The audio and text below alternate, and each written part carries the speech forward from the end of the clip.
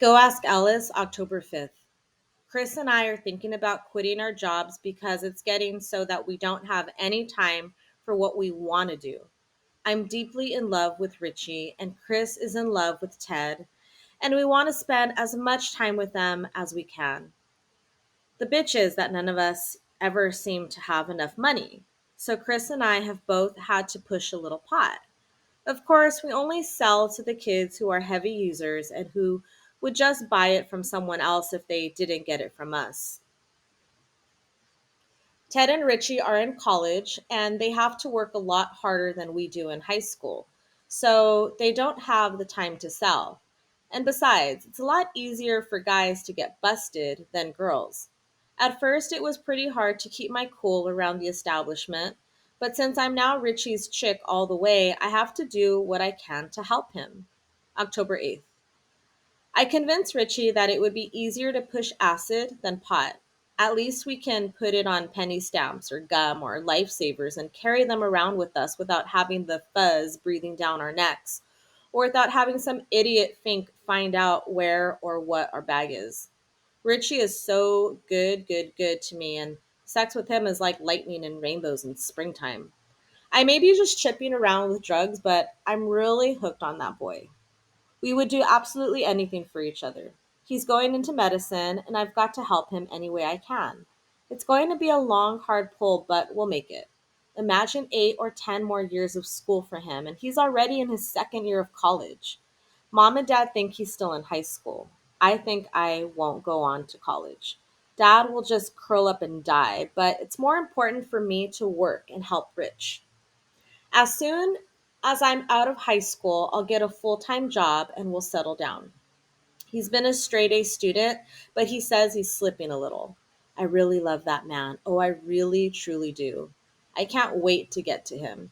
He teases me and says I'm oversexed because I've been bugging him to let me try sex without being stoned first. He's promised me he will. It will be almost like a new experience. I can hardly wait. Richie and I never go anywhere. It's almost a ritual for him to pick me up and spend a few minutes with my parents and then rush over to the apartment he shares with Ted. I really wish we could be together stoned every night, but he only lets me come over when he restocks my acid supply and gives me enough grass and barbs to last me until I see him again. I know he's studying very hard, so I try to content myself with what he can give me of himself, which seems to be getting less and less. Maybe I am oversexed. At least I seem to be a lot more interested in it than he is. But that's only because he worries so much about me. I wish he'd let me take the pill, and I wish he didn't have to work and study so hard. Oh well. What I've got is so great, I don't know how I could even wish for anything more. October 17th. Today I went to the grade school again. I don't mind pushing at high school because the stuff is sometimes kind of hard to get, and the kids usually come up and ask me for it. Chris and I just supply it from Richie. He can get whatever is their bag, barbs or pot or amphetamines or LSD or DMT or meth or anything. The high school kids are one thing and even the junior high, but today I sold 10 stamps of LSD to a little kid at the grade school who was not even 9 years old, I'm sure. I know that he in turn must be pushing, and these kids are just too young. The thought of 9 and 10-year olds getting wasted is so repulsive that I'm not going over there anymore. I know if they want it, they'll get it somewhere, but they won't get it from me. I've been lying here on my bed ever since I got home from school thinking about it. And I've decided that Richie must come over and see Dad about a scholarship. Surely, with his grades in the background, something could be worked out. I'm sure it could. October 18th.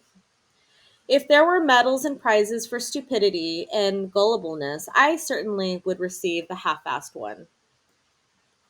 Chris and I walked into Richie and Ted's apartment to find the bastards stoned and making love to each other. No wonder Richie Bitchy wanted so little to do with me. Here I am, peddling drugs for a low class queer whose dad probably isn't sick at all. I wonder how many other dumb chicks he's got working for him. Oh, I'm so ashamed. I can't even believe I've sold to 11 and 12-year olds, and even 9 and 10-year olds.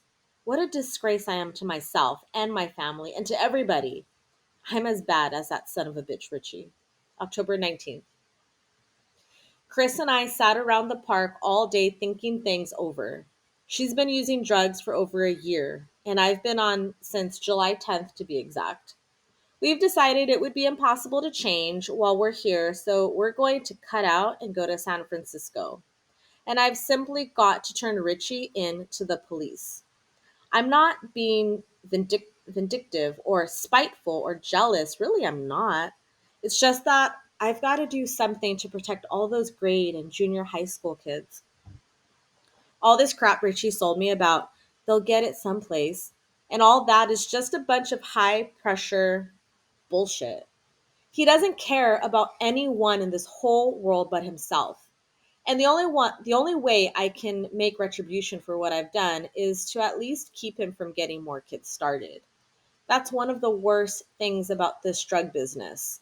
Practically every kid that uses also sells, and it's just a giant round robin thing that keeps getting bigger and bigger until I wonder where it will ever end. I really do.